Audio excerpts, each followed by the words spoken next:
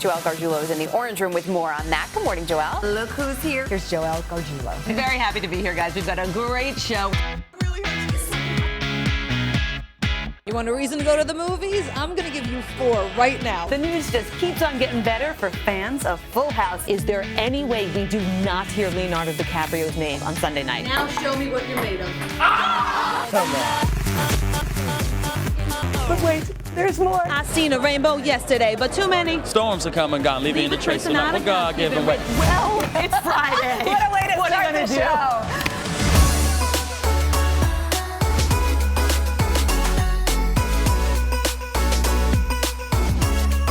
Movies don't get much bigger than this, and if you take one look around Times Square tonight, you'll see premieres don't either. In the film, Helen Mirren's character says she knows in one bite if a chef is going to be great. So, Mr. Spielberg, what is your test for knowing if an actor is going to be great? And Miss Winfrey, what is your test for knowing if an interviewer, a reporter, a talk show host is going to be great? First of all, I can tell that you have it because it's such a thoughtful question. Usually you're, in this line and everybody asks the same question over and over. You guys have been doing this all day. You want to go fun or do you want to go deep? Fun. Fun? Okay. You want to play a little trivia? Please, God, fun. Okay, all right. True or false? Adam has his own microphone-shaped fragrance available at Walmart. False? That'd be true. Okay. All right, okay, first of all, hold on. Time out. No, it's okay, dude. It's okay. It's great. Listen, I want to... Star Wars now officially the first film to top $100 million in a 24-hour time period. If orange is the new black, what is Danielle Brooks? Ooh, that is a good one, and I don't have the answer. Okay, ask me again. What question would you like to never be asked again? There's too many to even mention, but I'm sure it would have something to do with when am I getting married, when am I having a baby, and about my ex. I personally think that Derek and Hansel are responsible for some of the most magnificent dialogue in cinematic history. But I was wondering, what would some other magnificent dialogue be like had Derek and Hansel been around to read for the part, starting with A Few Good Men? Colonel Jessup, did you order the code red? I'll answer the question. You want answers? I think I'm entitled to. You want answers? I want the truth. You can't handle the truth. In the book and in the movie, Pete is the one person for Louis that really keeps him going. So I am curious for you in your life, who is your Pete? That was my mom. She looked at me differently, and she saw something that I didn't see in myself. Yeah, that's a great answer. Is there a song that you sing to Blue Ivy? Actually, her favorite song is Row, Row, Row Your Boat. 63! The takeaway, whether it's on film, on stage, or at the gym, becoming Rocky, we've got blood. Got blood. We've got blood. Isn't easy. Right, come on, do it. You want this? Yeah. You drank the egg. Going back to school is tough at any age, but imagine going back 63 years after the fact. The most popular student at Mid-America Nazarene University isn't the captain of the football team or the head cheerleader. It's this gal, 82-year-old Frances Wood, or as students affectionately call her, Granny, Granny. Granny Franny. All my memories were in there. a makeover is not going to bring back your stuff, but what will this do for you? Are you happy about it? I am so excited. Well, I say we head to the salon. What do you think? Let's go. Let's do it, girl. For the past 25 years, he's had a hand in every monologue. Good evening and welcome to Saturday Night Live. Punchline. I can see Russia from my house. And sketch to come out of Saturday Night Live. No, not the show's creator, Lorne Michaels. Rather, this guy. Meet Wally Ferriston, or as he's known around 30 Rock, Cue Card Wally. This is not easy. Right. And at your speed, I think we'd be done with the show by Friday. After the Saturday Night Live, yeah. For today, Joelle Garguilo, NBC News, New York. It's a great show. Have a great rest of the day, everybody. Happy birthday, Mom. Mwah. Rockettes and rock stars. That's who we're used to seeing on the iconic stage of Radio City Music Hall. On April 11th, high kicks and high notes will still be present, but those Rockettes and rock stars will be replaced with acts like this. And I'll rise up. And this. Rise like the day. Among the headliners, 11-year-old Stephanie Consiglio. When I was like 3, after the Christmas Spectacular, I told my mom, I'm going to dance here one day, and it's finally happening. She was diagnosed with cancer last year, but she'll tell you. dancer mess with the wrong dancer. In all, 100 kids will get to show off their incredible talents on this incredible stage. Losing everything. Meet Naywan Teton and Ahmad Sharif. To say it's been a long road for these two is an understatement. Naywan, a Tibetan refugee, lost his arms after being electrocuted. Ahmed was injured by a mortar in Iraq, leaving him blind with one arm. But the second they start to perform, disabilities disappear.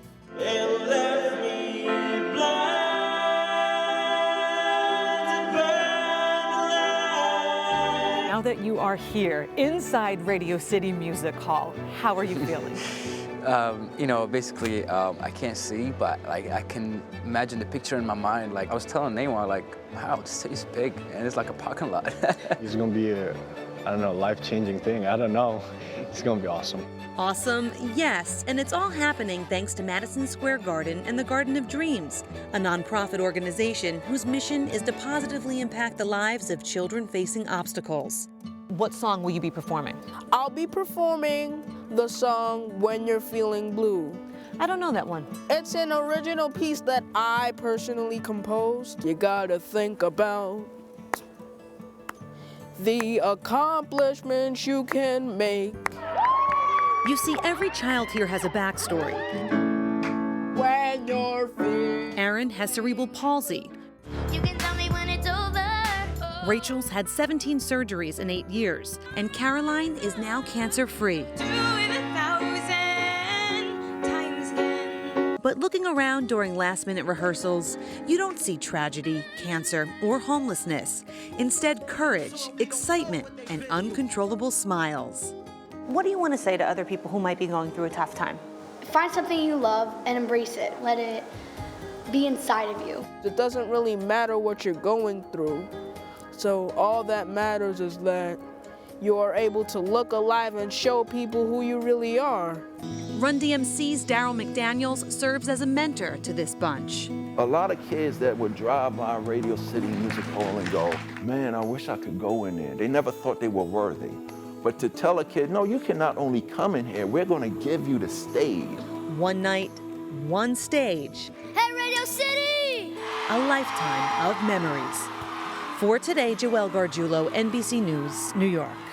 Joelle Garguilo is here with more. Joelle, good morning. Hey guys, good morning. Who's excited? I'm excited. Yeah. Tomorrow night marks the 73rd annual Golden Globes. But before the stars make their way down the red carpet, here's a look at the history behind the most outrageous award show in Hollywood.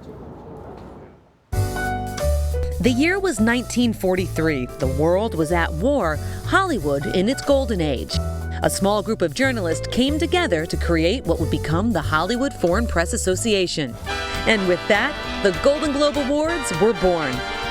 The first celebration was just a dinner party. In lieu of shiny gold statues, winners scored scrolls. Fast forward to today, the Globes not only bring together the best in film and TV, it just so happens to be the biggest, most coveted party in Tinseltown. Golden Globes has always just been so glamorous and so fun, and it's just a one-of-a-kind award show. Fandango's Dave Karger agrees. I've been to every big award show you can imagine. There is no award show that is more fun than the Golden Globes. Why? What makes it the most fun? Everyone you look at is a huge star, and it's the stars from movies and TV, and they're all mingling with each other in the commercial breaks, and it's fun to see who goes to whose table to say hello. It just blows your mind to see all the wattage of the A-listers in that one room. And then there's alcohol, so that makes it twice as fun. Getting sloppy in here, everybody. It's that combination that lends itself to outrageous unscripted moments. Look how drunk Glenn Close is. We don't. The antics date back to 1958, when, with whiskeys in hand, the Rat Pack stormed the stage and hijacked the show. And to think that was just the beginning. What? There have been countless laughs. Gravity is nominated for Best Film. It's the story of how George Clooney would rather float away into space and die than spend one more minute with a woman his own age. Moving moments. Mom, I know you're inside those blue eyes somewhere. You're a great mom. Please take that with you when you're finally okay to go. Not to mention ill-timed bathroom breaks. She's in the ladies' room.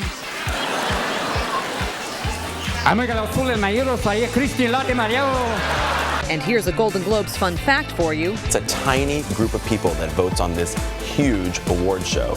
85 or so people. It's been built up to this huge night in one little ballroom. With more stars per capita than any other awards ceremony, and Ricky Gervais back as host. It's brilliant, isn't it? It's just brilliant. That little ballroom of the Beverly Hilton is sure to be one tough act to follow this award season. You know, guys, I've been lucky enough to cover the red carpet, and the party really starts way before the ceremony starts. You also, do you have a piece of the red carpet with you, Joelle? Maybe I do. Maybe I always keep it in my pocket. How pathetic is this? How did you get that is the question. Yeah, because, you know, they throw the red carpet out after it's over. So I needed this for memories. Did you have scissors with you to cut out the piece? Maybe I borrowed scissors. That's our girl. A girl's got to come prepared. I love that. What do you mean you don't eat no meat? Oh, that's okay. That's okay. I make lamb. Come. 14 years ago, we fell in love with a family throwing a wedding. Papa! A big, fat Greek wedding. Now the bun cake. The movie, the brainchild of its star Nia Vardalos, raked in nearly $250 million here in the U.S., making it the highest-grossing romantic comedy of all time.